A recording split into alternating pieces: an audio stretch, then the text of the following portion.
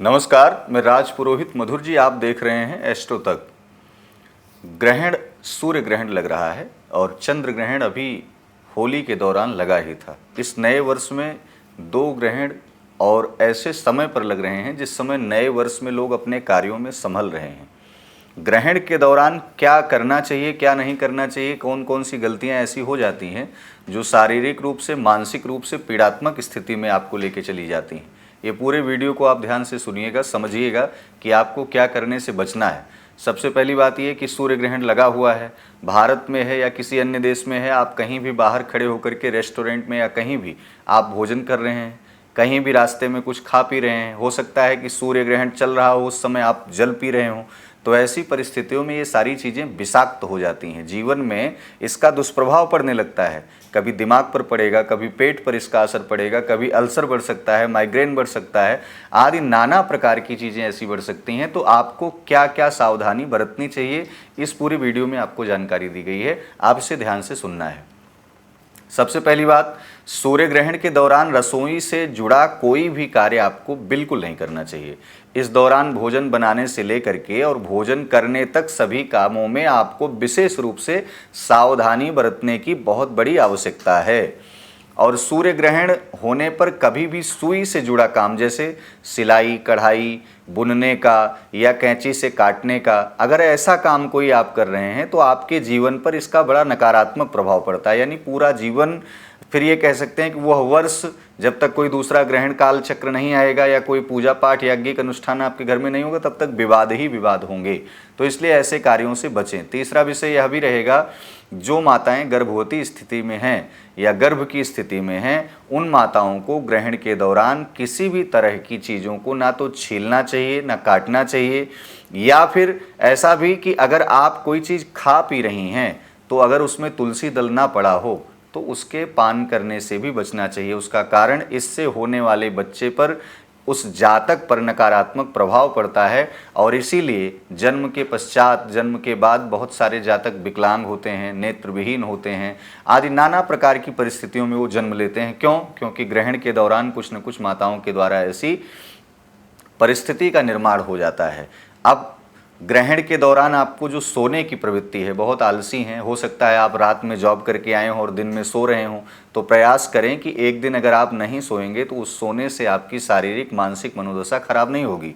इसलिए ग्रहण के दौरान आप बिल्कुल भी सोने की प्रवृत्ति को सुधार आपको करना है। ऐसा करना इसलिए उचित नहीं है क्योंकि भगवान विष्णु का जब आप ध्यान करेंगे, भगवान विष्णु का आप स्तवन करेंगे, उनके नामों का जप करेंगे, तो अगर आप शयन, क्योंकि निद्रा देवी जो है भगवान विष्णु की बहुत बड़ी एक परम भक्त भी हैं, तो अगर आप निद्रा देवी को जगाना भी चाहते हैं, उनका ध्यान स्तवन करके आप भगवान नारायण का, परमात्मा विष्णु का आप जो है ध्यान कर रहे हैं, उनकी उपासना कर रहे हैं, तो ग्रहण का सोने का जो संबंध है वो उसका आपके जीवन में कोई दुष्प्रभाव नहीं पड़ेगा। कुल मिला के ये कहना है कि ग्रहण के दौरान आपको सोना नहीं है। धार्मिक मान्यताओं के अनुसार ग्रहण के दौरान घर से बाहर भी नहीं जाना चाहिए क्योंकि सूर्य की जो किरणें हैं वो उस समय तमाम प्रकार की जो जीवन पर दुष्प्रभाव डालती हैं, इससे कार्यों में बाधाएं आ सकती हैं।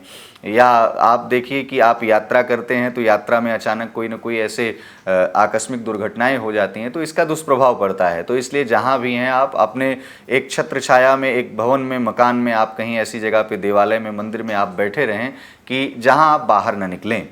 तो आपको और नाना प्रकार की चीज़ों से बचना है। तो ग्रहण में आपको खास तौर पर ये जरूर ध्यान देना है कि खान पान से संबंधित। अच्छा, दूसरा ये दाम्पत्य जीवन में है, प्रेम संबंध में है आप, तो लड़ाई झगड़ा, विवाद, कलह क्लेश से दूरी बना करके रखें। कोई भी इस तरीके का विवाद न करें।